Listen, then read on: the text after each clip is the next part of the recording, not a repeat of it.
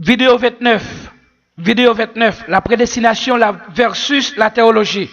La prédestination versus la théologie. La théologie est toujours une science naturelle, charnelle, païenne, inventée par les philosophes grecs païens, avant même de la manifestation sociale du christianisme dans le monde. Wilder Voltaire, serviteur de Jésus-Christ par sa grâce, l'arbre de la connaissance du bien et du mal, a plus d'églises sur le terrain que l'arbre de la vie. Chaque coin de la ville se trouve un temple qui représente l'arbre de la connaissance du bien et du mal. Les temples de cet arbre de la nature ont plein d'activités culturelles. Beaucoup de fêtes religieuses, parmi elles, il y a la Noël, la fête des mères, Saint-Valentin, Halloween ou fête des morts. Leur pouvoir ou leur puissance, cela veut dire que la force qu'encourage les membres qui leur stimule de venir et de rester dans les églises ou bien ou soit dans les temples ou bien dans les temples et même pour payer les dîmes et les offrandes, cette force est la musique. Maintenant, c'est la musique qui occupe le rôle du Saint-Esprit dans les temples, de l'arbre de la connaissance du bien et du mal. Une église, un temple maintenant qui n'a pas de musique, n'a pas de membres aussi. Dans les églises naturelles, lesquelles représentent l'arbre de la connaissance du bien et du mal, les artistes sont plus coûteux que les pasteurs ou les prédicateurs. C'est l'une des raisons que les pasteurs se convertissent de plus en plus en artistes que de rester comme prédicateurs de la parole de Dieu.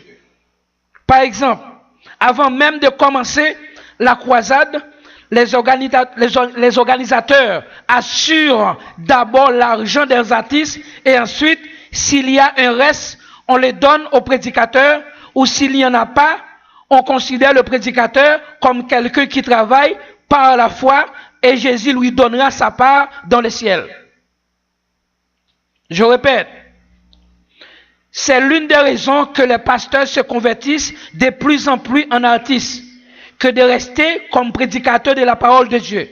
Par exemple, avant même de commencer la croisade, les organisateurs assurent d'abord l'argent des artistes et ensuite, s'il y a un reste, on le donne au prédicateur ou s'il n'y en a pas, on considère le prédicateur comme quelqu'un qui travaille par la foi et Jésus lui donnera sa part dans le ciel.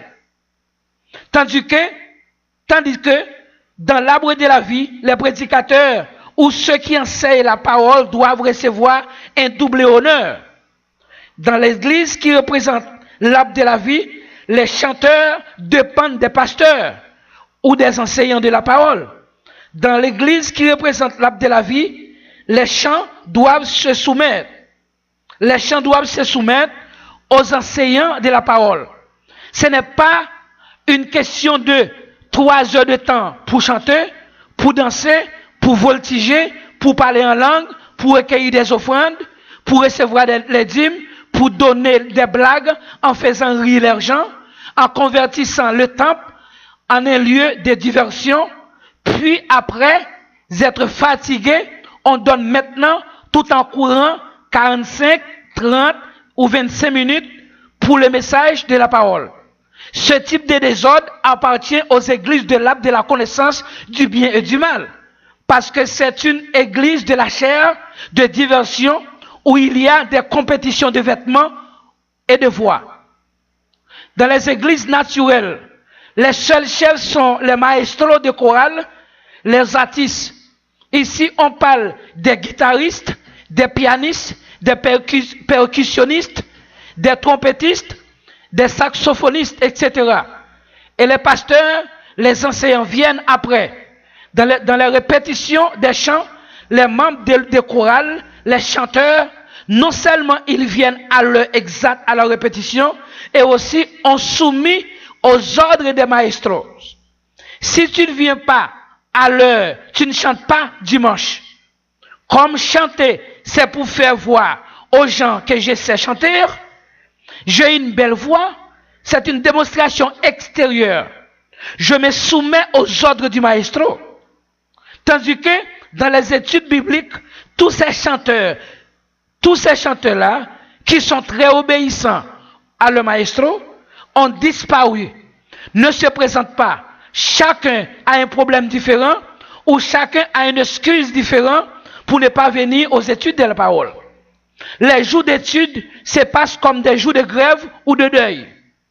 Toutes ces choses-là sont les caractéristiques des églises qui représentent l'arbre de la connaissance du bien et du mal dans ce monde. Les membres sont vraiment fidèles à leurs activités, sont très aimables, ils se maltraitent ou ils maltraitent le corps, ils ont une seule femme, un seul mari, ils paient leurs dîmes et leurs offrandes, ils participent presque dans tous les cultes de la semaine, ils vont souvent en mission, portant des concours aux pauvres, sans oublier leurs instruments de musique, sans oublier de mener avec eux un artiste en lui offrant des choses qui peuvent lui intéresser afin de lui convaincre. Parfois, l'artiste n'est pas même un chrétien d'expérience, peut-être un nouveau converti à cause de la musique, sans aucune connaissance de la parole de Dieu. Seulement, en s'appuyant leur espoir sur les 6 cordes de la guitare, ou les 2 petits bois ou baguettes de la batterie, ou la belle voix naturelle de l'artiste.